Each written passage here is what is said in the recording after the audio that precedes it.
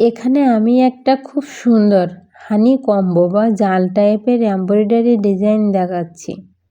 প্রতিটা শেপের কোণাগুলোতে হালকা টাইট দিয়ে স্টিচ করেছি, যাতে ডিজাইনটা পরিষ্কার ও গোছানো দেখায়। এই ডিজাইনটা ব্লাউজের গলা, হাতার পাড়, কুর্তি কিংবা বাচ্চাদের ফ্রকে খুব সুন্দর মানাবে।